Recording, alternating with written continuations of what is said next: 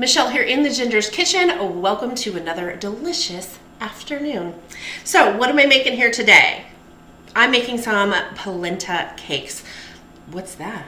Oh, it's polenta that you've cooked and then you refrigerate, cut it into shape and fry it into patties with some cheese. It's delicious. It's a fabulous side dish. Okay, this is my polenta. It's a cornmeal, but it's finely ground. Okay, so make sure it says polenta or fine ground cornmeal on your package when you buy it. I have 2 cups of my turkey stock, because that's what I have the most of. You can use chicken stock, beef stock, vegetable stock. You could even use water. I like to use the stock though because it adds more flavor. I do have some additional over here, just in case I need it. Sometimes you need to add a little bit more. And then I have 1 cup of heavy cream. Now, if you want to keep it lighter, just use 3 cups of stock and no cream. These are all variations that you can do, okay?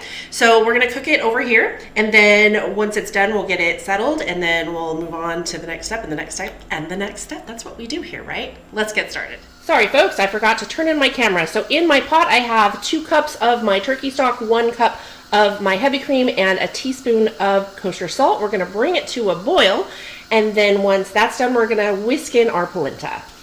All right, we've come to a boil. I'm gonna turn it down just a little bit, and I'm going to whisk in my polenta. I'm not gonna dump it all in real quick. I'm gonna whisk it in.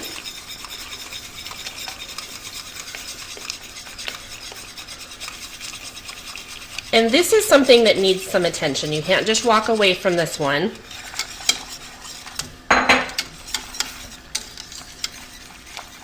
So I'm gonna let it boil for about 2 minutes. And I'm gonna stir it quite often. And if you have a heavy bottom pot, that's better to use. All right, I'm gonna go ahead and turn it down to low, and I'm gonna cook it for about 5 minutes, continually stirring, and then I'm gonna check my consistency. You want it to be very creamy. You shouldn't see big chunks of polenta. Nothing should be gritty. And if it's cooking down too much, that's what the additional water or stock is for. Just add a couple tablespoons at a time. Okay, so my polenta is creamy and smooth and delicious. It's not gritty. That's what you want to avoid is leaving it gritty. I also decided while I was finishing up cooking after I turned the camera off to add in some fresh cracked pepper and a teaspoon of thyme, dried thyme, and let it cook down the last couple of minutes. It just elevates your flavor some more. You don't have to. You can also use rosemary, chop up some rosemary. You can use fresh if you have it. So we're just gonna pour this on top of that plastic wrap, and that's gonna keep it from sticking to the pan.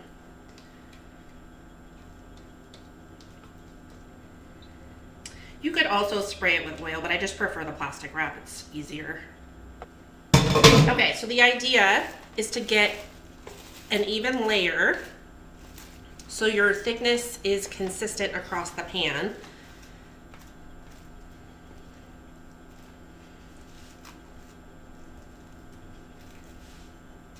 So we're gonna let this cool for a little bit, and then we're gonna cover it with plastic wrap on top and put it in the fridge for at least 2 hours. You can do this overnight too if you wanna prep this ahead of time. It's gotta be chilled, it's gotta be firm, so that when we put it into the frying pan, it holds together while we crisp up the outside and warm the center. So I'm gonna let this cool and then put it in the fridge, and I'll see you guys in a while. Well, for you, seconds. All right, we're back, and this is nice and solidified here. I've got a piece of parchment paper, and what I wanna do is just quickly flip this over onto the parchment paper, and you can see it came right off the plastic wrap. So if you don't use plastic wrap or you don't spray down your pan, this is gonna stick to that. So that is my TED Talk for today. Let's move on. This is not very thick, which is perfect because it'll cook relatively quickly without a whole lot of oil. So what I want to do is cut it. You have some options.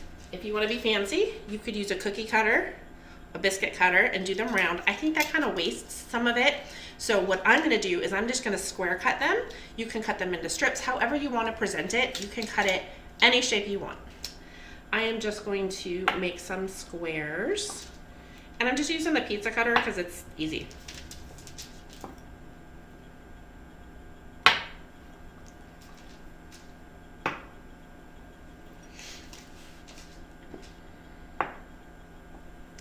And I'll have to do this in batches, probably 2 different batches, because you don't want to crowd the pan, all right? So now that that part's done, I'm gonna move it. I'm gonna bring my skillet, and this is just parchment paper. I can't remember if I said that already. So I'm gonna put this at 325, and I'm gonna heat up just a layer of oil. I don't wanna submerge them, we're not deep frying these, but I do need a full coating of oil on the bottom of my pan. So while that's heating up, I've got my wedge of asiago here, and you can put it on before you fry it and crisp it up, or you can put it on after as a topping, or if you're feeling super fancy, you could do both. I like fancy. It's bougie. It's bougie neck. I'll tell you what that is later. Now I can't remember if I said this already. When I cooked it in the pan, and it was done cooking before I put it into the cake pan, you can serve it just like that. Put it in a bowl, sprinkle some cheese on top, you're good to go. You don't have to do this step. This step is extra. It adds a crisp. I really like it this way. But you know, sometimes I don't have time, and sometimes I don't want the extra oil, fat in my diet. So personal choices. Okay.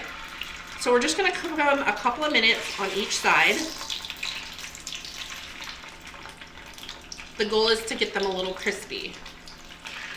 They'll be creamy on the inside and crispy on the outside.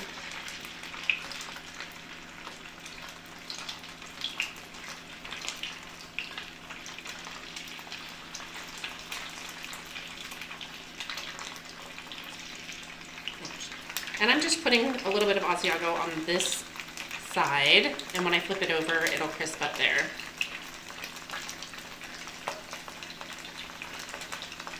So I've grabbed a plate and a paper towel, and that is so that when this batch comes off, it can absorb some of the oil that's on there. And I'm just carefully lifting it to see if it's crispy yet. You want to do that really carefully because it will start to soften some before it crisps up. And if you lift it and bend it, it will break in half. Or however, it might break in quarters, I don't know. It'll just break. All right, I got my splatter screen out because it was splattering. Let's go ahead and flip these carefully. Nice and golden. Perfect. Oops. This is the other reason not to crowd the pan, is because you can accidentally scrape one of them trying to flip them over. And it just takes a little chunk out of it. It makes it not look as pretty. I mean, it's still pretty, and it's still delicious, but.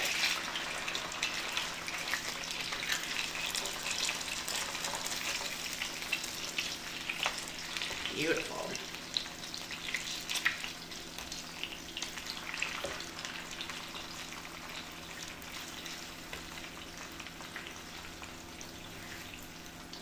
And that was about 5 minutes on that side, so we'll go about 5 minutes on this side as well.